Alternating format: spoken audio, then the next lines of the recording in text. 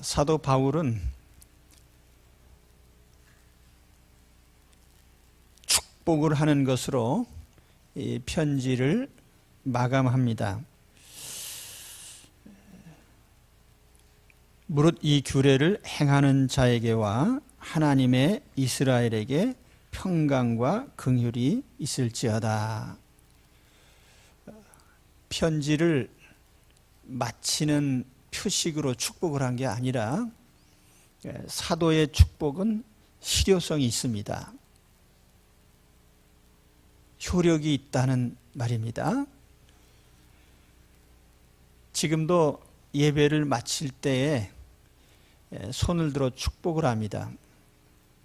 어떤 분들은 축도가 끝나기 전에 나가시는 분들이 더러, 이제 우리 교회는 없지만 다른 교회에 보면은 그런 분들이 계시는데 실효성이 있어요. 그러니까 축복을 받고 가셔야죠. 하나님께서는 제사장으로 하여금 자기 백성에게 손을 들고 축복하도록 하셨습니다. 레위기 9장 22절에 보면 제사장이 손을 들고 축복하는 것으로 하나님께 드리는 예배가 마쳐집니다. 16절 말씀에 축복의 대상을 두 가지 말로 표현을 하죠. 첫째는 이 규례를 행하는 자에게, 두 번째는 하나님의 이스라엘에게. 결국 같은 대상이지만 표현을 달리했습니다. 이 규례를 행하는 자에게, 여기 규례라고 표현한 것은 헬라어로 카논이라는 단어입니다. 카논. 원래는 이 막대기, 곧은 막대기를 표시하는 단어인데 이것이 이제 목수들이 쓰는 자라는 의미로 또 전용이 되고 그 이후에는 우리 교회가 66권의 정경, 외경이나 가경 이런 거 빼고 66권의 정경을 가리킬 때 이 카논이라는 단어를 채용을 했습니다. 그래서 영어로는 우리가 정경 할 때 캐논이라는 단어를 씁니다. 바로 이 헬라어 카논이라는 단어에서 왔는데 오늘 사도 바울이 바로 그 단어를 쓰고 있습니다. 그럼 바울이 이 단어를 쓴 것은 유대인들이 말하는 유대인의 613조항의 율법을 말하는 게 아니라 바로 예수 그리스도를 믿는 복음을 얘기한 겁니다. 복음을 믿는 자들에게 긍휼과 평강이 있으라, 그런 말이죠. 또 하나의 단어는 하나님의 이스라엘이라는 표현인데 이 표현 역시 유대인들의 선민사상에 대조시킨 말입니다. 유대인들은 할례받은 자들이 하나님 백성이라고 생각했고 이스라엘이라고 생각했는데 오늘 사도 바울은 하나님의 이스라엘, 다시 말하면 앞서 설명한 대로 복음에 참여한 자들, 이 규례를 행하는 자들이라고 했잖아요. 복음을 믿고 행하는 자들, 예수 그리스도 안에 있는 사람들이 하나님의 백성이다, 그들이 참 이스라엘이다 하는 그런 의미가 여기에 포함되어 있습니다. 사도 바울의 축복 내용은 두 가지죠. 평강과 긍휼. 바울 서신에 보면은 축복문에 축복에 요즘 말로 하면은 3종 세트도 있고 2종 세트도 있는데 축복의 3종 세트에 보면은 평강, 긍휼, 은혜 이런 표현들이 바울 서신에 나타나고 혹은 평강, 긍휼, 사랑. 큰 틀에서 보면은 긍휼이라고 하는 건 은혜와 같은 맥락의 말입니다. 그렇기 때문에 은혜, 평강, 여기 이제 바울이 축복한 내용에 어디나 포함된 말이죠. 오늘 말씀의 첫 번째는 평강입니다. 평강. 전 인류의 소망이죠. 마음속이 평안하고 다른 사람들과 트러블 없이 평화롭고 또 사회가, 내가 속한 사회가 평화로운, 그래서 이 평강 중에 사는 것이 우리 인류의 소망입니다. 평강은 하나님의 선물입니다. 하나님만이 주실 수 있어요. 그렇기 때문에 하나님이 축복을 주실 때 그 평강이 임하는 것이죠. 평강은 내가 만들어내는 게 아니에요. 하나님이 주시는 선물입니다. 그러니까 굉장히 평안할 것 같은 사람인데 우울증에 시달리는 사람이에요. 그러니까 평안이라고 하는 것은 하나님의 선물이에요. 그렇기 때문에 사도 바울은 바로 이 평강이 너희에게 있으라고 축복을 합니다. 오늘 여러분께 축복이, 평강의 복이 임하시기를 축원합니다. 두 번째는 긍휼이죠. 자비. 하나님이 불쌍히 여겨주시는 것을 의미합니다. 하나님이 불쌍히 여기시는 사람이 정말 복 있는 사람이에요. 그래서 성경에도 보면 시편 32편 1, 2절에 허물의 사함을 받고 자신의 죄가 가려진 자는 복이 있도다. 마음에 간사함이 없고 여호와께 정죄를 당하지 아니하는 자는 복이 있도다. 만일 하나님께서 경찰처럼 곤봉 들고 잘못할 때마다 두들길 준비를 하시고 계시면 얼마나 무섭습니까? 잘못하면 즉시 벌을 주시고. 그런데 하나님께서 그렇게 안 하시고 잘못을 하면 가려주시고 덮어주시고 용서해 주십니다. 이런 사람이 복 있는 사람이에요. 저도 항상 그런 하나님의 긍휼 속에 살아가는 것을 가장 큰 축복으로 생각합니다. 하나님이 긍휼히 여기시기 때문에 내가 잘못을 해도 하나님이 감싸주셔요. 또 잘못을 해도 여전히 하나님의 일을 맡겨주십니다. 감사하죠? 이런 긍휼을 입으시기를 축원합니다. 하나님이 긍휼히 여기시는 자는 사람에게도 긍휼히 여김을 받아요. 요셉은 하나님이 긍휼히 여기는 사람이었기 때문에 그 요셉은 남의 집에 노예로 팔려갔을 때에도 주인에게 호의를 입어요. 그가 감옥에 들어갔을 때는 간수장에게 큰 호의를 입습니다.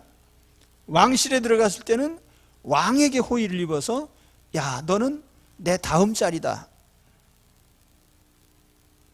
그래서 오늘 우리 하나님께 긍휼을 입는 사람은 잘못을 지적당하고 정죄당하고 추궁당하고 벌받지 않고 항상 하나님이 덮어주셔요. 그게 복 있는 사람이에요. 그러니까 이런 사람이 회사에 들어가면 동료들에게 인정을 받아요. 별로 잘하는 것 같지 않은데 잘한다고 칭찬해주고 잘못을 해도 가려줘요. 또 어디 새로운 동네로 이사 가면 하나님이 좋은 사람들과 맺어주셔서 호의를 입게 하신단 말이죠. 이제 이게 세상 안 믿는 사람들 말로 하면 인복이죠. 근데 그건 하나님께 긍휼을 입은 결과예요. 그러니까 오늘 하나님의 이런 평강, 하나님의 긍휼의 복이 오늘 우리 가운데 충만히 임하시기를 축원합니다. 두 번째 규절은 17절인데 이후로는 누구든지 나를 괴롭게 하지 말라. 내가 내 몸에 예수의 흔적을 지니고 있노라. 17절 말씀은 16절 말씀에 이어지는데 성격상 편지의 추신 정도입니다. 추신, PS. 왜냐하면 16절 말씀에 이미 평강과 긍휼이 있을지어다 하고 이제 축복하고 이제 마친 것처럼 보이는데 한 마리들 여기다 더했어요. 그래서 이게 이제 추신으로 이렇게 비춰지는데 내용은 상당히 껄끄럽습니다. 이후로는 누구든지 나를 괴롭게 하지 말라. 내가 내 몸에 예수의 흔적을 지니고 있노라. 편지 다 써놓고 축복해 놓은 다음에 한마디 더 붙이는데 이게 좀 가시돋친 말처럼 비춰지죠. 그러나 갈라디아 교인들을 탓하기 위해서 한 말은 아니고 다시 한번 바울이 갈라디아 교인들에게 왜 이 갈라디아서를 썼는지 그리고 이제 더 이상 이 문제로 말미암아 사도에게 고통을 주지 않았으면 좋겠다 하는 마지막 어떤 당부, 경고 그런 의미의 말입니다. 더 이상 괴롭히지 말아라. 이제 부탁하는데 나를 괴롭게 하지 마라. 갈라디아 교인들이 바울을 괴롭게 한 건 한 가지예요. 잘못된 교리를 따른 겁니다. 복음으로 거듭나서 하나님 자녀가 되는 이 복음의 진리를 전해줬는데 복음으로 구원받으려고 하지 않고 할례받고 율법을 지켜서 하나님께 인정받으려고 하니까, 아니 바울이 무엇 때문에 갈라디아에 가서 돌에 맞아 죽어가면서 복음을 전했어요? 그런데 이런 진리를 잘못된 교리로 바꾸니까 바울이 화가 난 거예요. 얼마나 화가 났으면 편지 쓸 때 인사말도 안 하고 시작했겠습니다. 예.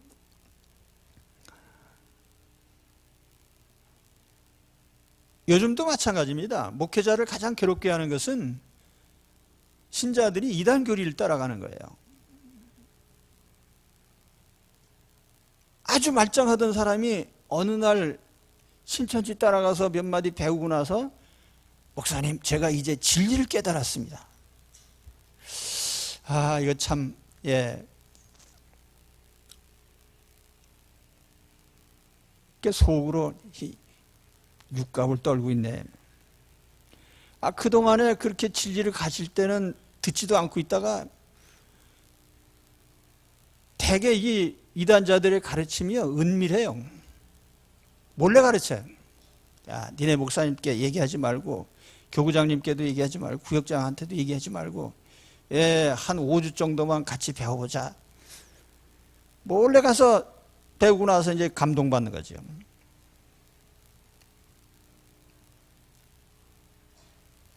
여러분, 몰래 배우지 마시기 바랍니다. 배우려면 공개적으로 배워야지 왜 몰래 배워요? 은밀한 가르침이 이단의 특징이에요. 그런데 중요한 것은 이단자들에게 배운다고 진리를 깨닫는 게 아니에요.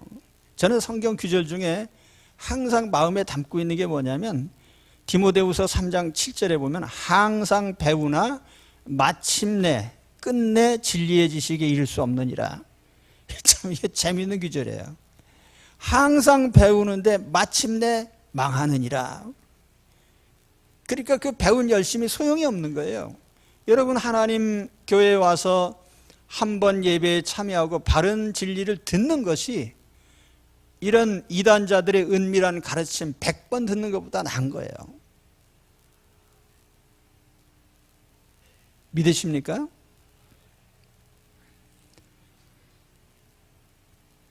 이단자들은 굉장히 열심히 있어요.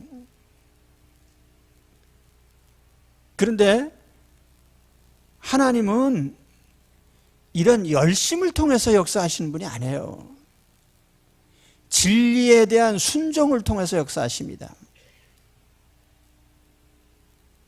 진리에 대한 순종을 통해서요. 그렇죠? 정당한 교회가 선포하는 진리 말씀만 제대로 듣고 따른다고 하면 영혼이 잘 되고 범사에 잘 되고 강건해집니다. 예. 마지막에 아멘 나오는데요. 아멘 하다가 망한 사람은 없어요. 예. 할렐루야. 예. 사도 바울은 자신의 몸에 예수의 흔적이 있으니 더 이상 괴롭히지 말라, 이런 말을 합니다. 예수의 흔적이 있기 때문에 난 이제 더 이상 괴롭힘을 안 당하겠다, 이런 뜻인데 그 왜 이런 말을 했을까요? 바울의 몸에 있는 예수의 흔적은 구체적으로 뭘까요? 아마 몸의 곳곳에 있는 상처들일 겁니다. 바울이 얼마나 신체적으로 많은 고난을 당했는지는 우리 성경을 보면은 세세히 굉장히 많습니다. 오늘 이 갈라디아 지역, 갈라디아서를 쓰게 된 배경이 되는 이 갈라디아 지역에 루스드라라고 하는 곳에서 바울이 복음을 전할 때요, 유대인들이 떼거지로 몰려와가지고 바울을 붙잡아다가 돌팔매질을 해가지고 죽은 줄 알고 성 밖에 갖다 버렸어요. 기절을 했다는 설도 있고 실제로 죽었다 살아났다는 얘기도 있습니다. 돌에 맞아서 죽은 줄 알았으니 그 돌에 맞은 상처가 얼마나 몸에 많이 남아 있겠습니까? 빌립보에서는 점치는 귀신 쫓아내는 바람에 붙잡혀서 매를 맞았어요. 매를 맞고 착고에 채워져서 감옥에 갇혀 있었는데, 바울의 고백에 의하면 이 고린도 후서 11장 23절 이하에 보면은 바울은 40대 때릴 때 한 대씩 디스카운트하는, 그러니까 39대를 맞는 그런 매가 있어요. 40대 이상 때리면 너무 비인간적이다. 그래서 봐줘가지고 39대를 때리는데, 또 그게 그거지. 40대 맞으나 39대 맞으나 했는데, 바울이 39대짜리 곤장을요 5번 맞았어요. 그러니까 그 상처가 몸에 남아있겠죠. 채찍에 맞은 거, 돌에 맞은 거, 곤장, 태장 맞은 것. 그뿐 아니라 파선하는 배를 타고 가다가 풍랑 만나서 이제 파선당하니까 거기에서 살아남기 위해서 얼마나 애를 썼겠어요? 이런 상처투성이. 그러니까 바울은 몸에 자기 자신이 몸으로 부딪힌 그런 많은 흔적들이 남아있는 거예요. 상처들이 남아있는 거예요. 그럼 이런 바울의 흔적이 의미하는 바가 뭘까요? 바울은 왜 이런, 나는 내 몸에 예수님의 흔적이 있어.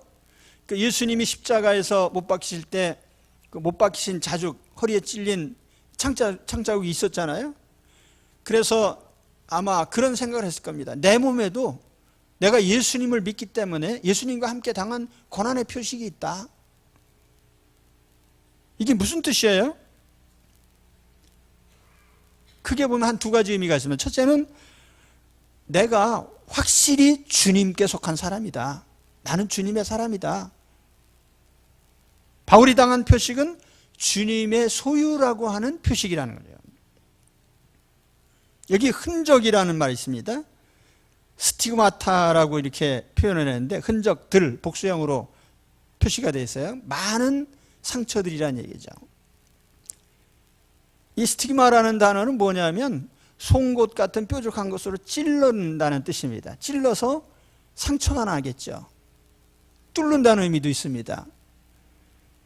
이 단어를 NASB라고 하는 영문 성경에는 브랜드마크스라고 이렇게 표현을 했습니다. 브랜드마크스. 이 브랜드라는 말이 우리가 통상 뭐 상표라고 이렇게 알고 있는데, 낙인을 찍는다는 뜻이에요. 본래는 낙인, 짐승이나 사람에게.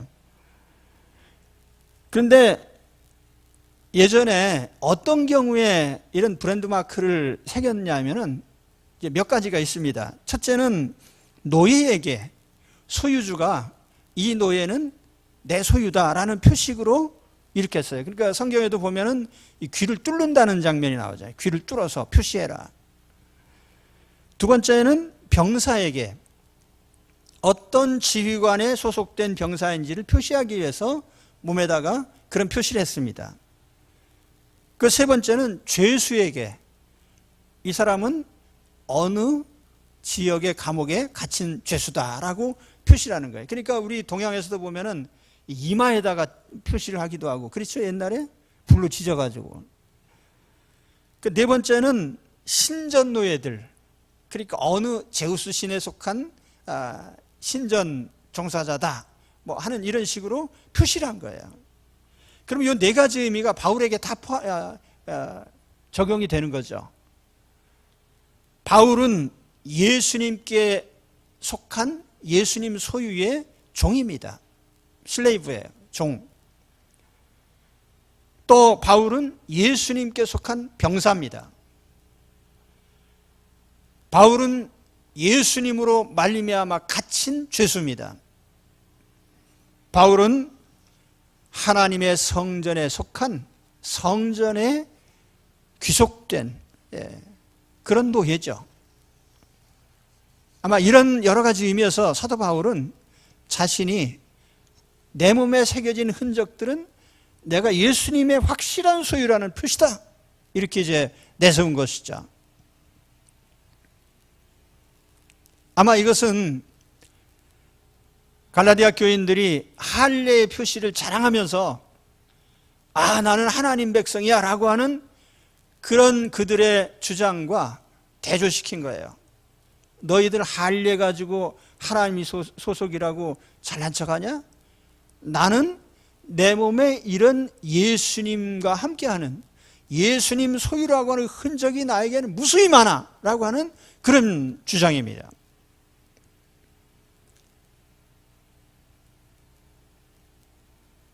또 한 가지 내 몸에 예수의 흔적이 있다고 말한 바울의 의미는 어떤 분은 그렇게 해석합니다. 이거는 바울의 신비한 권세의 표식이다, 신비한 능력의 표식이다. 그래서 어떤 주석가의 주석을 보니까 이 바울의 흔적을 이교도의 부적, 이 아뮬레트라고 하는 이제 부적이라는 게 있습니다. 또 마법, 마법과 같은 흔적으로 그렇게 해석해서, 예를 들면 드라큘라가 쫓아오면 어떻게 하면 되죠? 드라큘라가 쫓아오면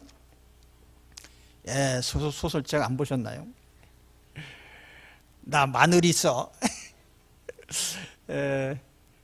그리고 이제 십자가 내보이고 그러는데 바울이 내 몸의 흔적들 봐, 이게 다 예수님 표식이야 라는 이런 의미로서 얘기했다는 것이죠.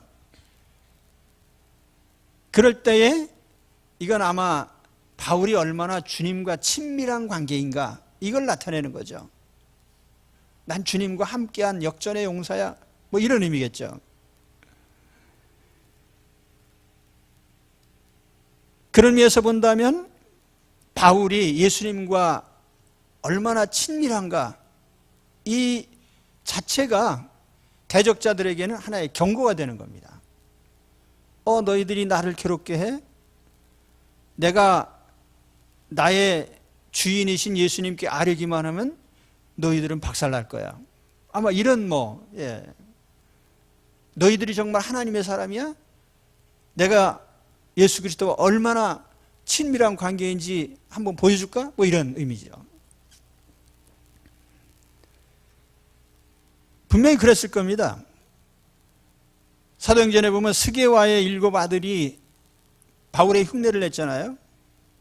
내가 저 바울이 말하는 예수의 이름으로 명하노니, 귀신이 뭐라고 했어요? 내가 바울도 알고 예수도 아는데 넌 웬 놈이냐? 그 대들었거든요. 그러나 바울이 내가 예수의 이름으로 명하노니 했을 때에는 귀신이 꼼짝 못한 거예요. 이런 실권자가 되라는 얘기죠. 몸에 지니고 있는 그 주님의 흔적이 바로 실권 있는 주님의 능력의 표시라는 거예요. 자, 이 말씀을 오늘 내 자신에게 적용을 해봅시다. 오늘 내게는 예수님의 흔적이 있습니까?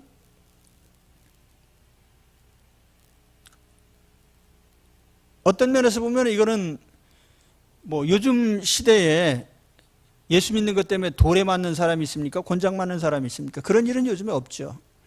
예수 믿는 것 때문에 육체의 학대를 당하고 또 그런 식으로 압박당하는 경우는 거의 없습니다.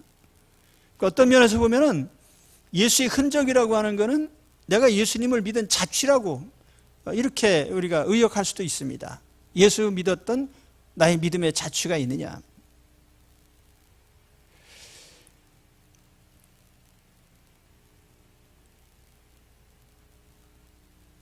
그 어떤 분은 그랬어요. 사도 바울은 이 암체어 제너럴, 이게 무슨 뜻이냐면 안락 의자에 앉아있는 그런 장군이 아니고 야전 사령관이다. 실전에 참여한, 전투에 참여한 사령관이다. 그렇기 때문에 그 실전에 여러 가지 흔적들이 남아있다는 거예요. 여러분, 예수 믿는 것 때문에 걸어온 실전에 자취들이 남아있습니까?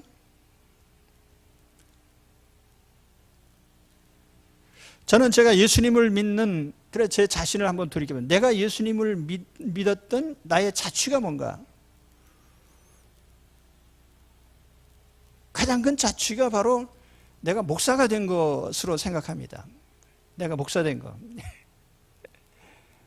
20대에 한창 혈기왕성할 나이에 모든 것을 다 접고 나는 주님의 일을 해야지 라고 결심했습니다.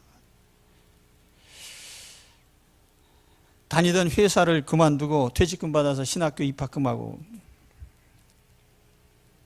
집사람이 살림살이를 맡아서 하느라고 밤새워 일을 했어요.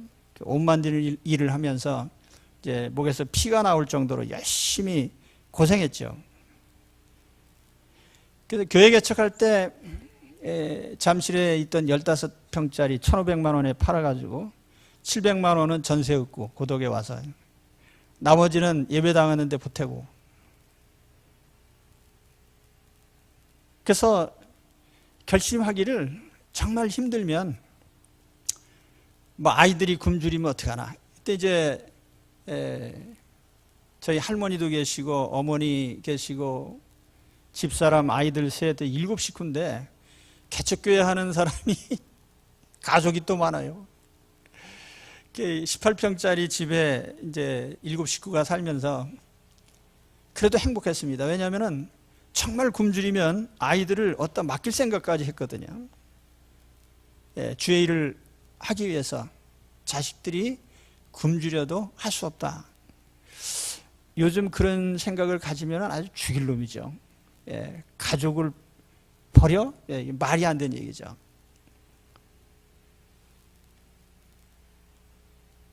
개척교회를 하면서 그런 생각했습니다. 난 교인들하고 결혼하는 거다. 하나님이 교인을 보내주시면 몇 사람이 됐든지 그 사람들과 나는 결혼하는 것이니까 헤어지면 안 된다. 죽음이 둘을 갈라놓을 때까지 이렇게 얘기를 하잖아요. 결혼 서약할 때. 더 나은 교회나 큰 교회에서 청빙이 와도 나 안 간다. 근데 제가 이런 자취들을 돌이켜볼 때에 그건 예수님이 나를 사랑해 주신 사랑에 대한 응답일 뿐이에요. 제가 믿음이 좋아서 그게 아니라 주님이 나를 사랑해 주신 사랑에 대한 응답으로서의 결심이죠. 주님이 나를 사랑해 주신 것에 비하면 내가 하는 건 아무것도 아니죠. 만일 주님이 나를 택하여 주시지 않았더라면 저는 천국이 어딘지도 모르고 그냥 자유분방하게 살다가 지옥에 떨어졌을 겁니다. 내가 만일 주의 일을 하지 않았다면 얼마나 더 신통한 일을 했을까도 가끔 생각해 보는데, 회사에 취직해가지고 적당히 돈 벌어가지고 또 그러면서 살았을지도 모르죠. 집사람이 늘 저를 보고 얘기를 합니다. 당신이 사업을 했으면 한 10번도 더 망했을 거다. 왜 그러냐? 이 사람 저 사람 퍼주고 그러다가 제대로 회사가 됐겠냐? 가만히 생각해보니까 그런 것 같기도 해요.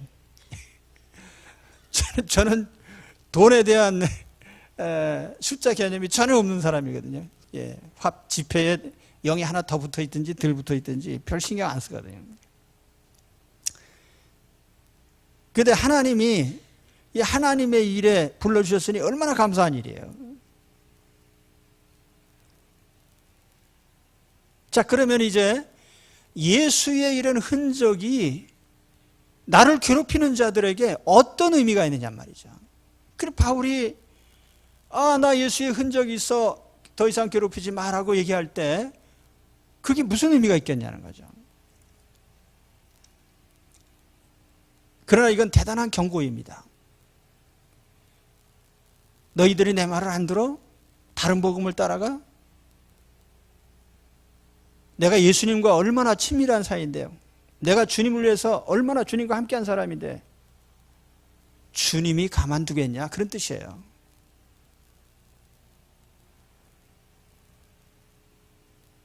오늘 우리가 예수 그리스도를 믿음으로 걸어온 우리의 삶의 자취는 그 자체로서 마귀에게 하나의 경고장이에요. 더 이상 대들지 마라. 주의 이름으로 박살을 내버리겠다, 그런 뜻입니다. 또 바울을 대적하는 사람들에게는 나를 대적해? 주님께서, 나와 함께 하신 주님께서 가만히 계시겠냐, 그런 뜻이겠죠.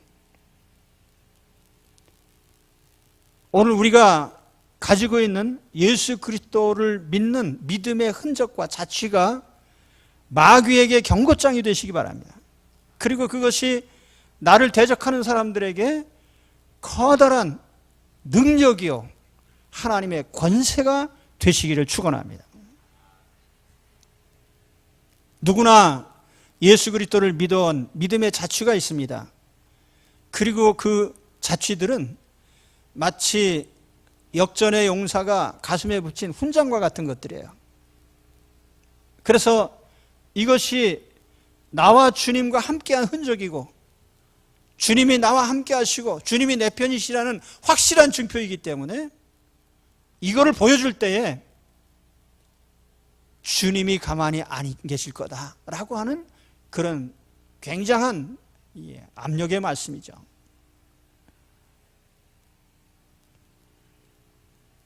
내가 지혜가 없고 실수가 많고 부족하고 연약하고 일을 제대로 못하는 것 같아도 주님이 나와 함께 계시니까 그래도 함부로 하면 절대로 안 되겠다.